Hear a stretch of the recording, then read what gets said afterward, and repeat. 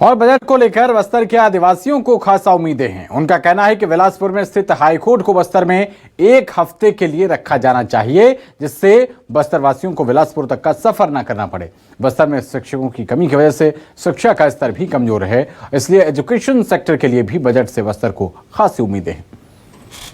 ग्रामीण क्षेत्र में बहुत सारा विकास के लिए मतलब पढ़ाई से रिलेटेड बोला जाए तो प्रारंभिक शिक्षा बहुत अच्छे से नहीं हो पा रही है और टीचर्स की कमी रहती है, जिसके कारण बहुत सारे बच्चे पिछड़ जाते हैं।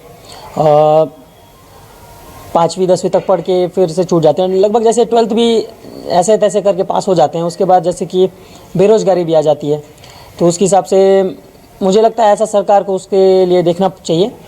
पढ़ाई के साथ साथ रोजगार की भी एक योजना बनानी चाहिए। सर, अभी बजट पेश होने वाली है छत्तीसगढ़ सरकार की, तो उसके संबंध में मैं यही बोलना चाहूँगा कि जैसे कि हमारे बस्तर संभाग में जितने भी यूनिवर्सिटी मतलब जो बस्तर यूनिवर्सिटी के अंतर्गत जितने भी कॉलेजेस आते हैं, उन कॉलेजों में कई सारी फैसिलिटीज़ नहीं हैं, जिसकी वजह से यहाँ की स्टूडेंट्स अपनी एजुकेशन मतलब अपना डिग्री अचीव करने के लिए बाहर जाते हैं। ठीक है, तो मैं अभी जो सरकार आने वाली है, मतलब सरकार जो आई मतलब बजट आने वाली है, वो बजट से मतलब यही आशा रखूँगा कि बस्तर संभाग में कॉलेजों में कुछ ऐसी मतलब फैसिलिटी रखना चाहिए जिसकी वजह से स्टूडेंट बाहर पढ़ाई करने ना जाए। जैसे अभी बीजेपी की सरकार बनी तो बजट अभी चल रहा है सेशंस, तो युवाओं के लिए कुछ सोचना चाहिए। जैसे पहले बेरोजगार भत्ता दिया जाता था युवाओं को, तो उससे अपना जो नेसेसिटी है जो कंप्लीट कर लेते थे।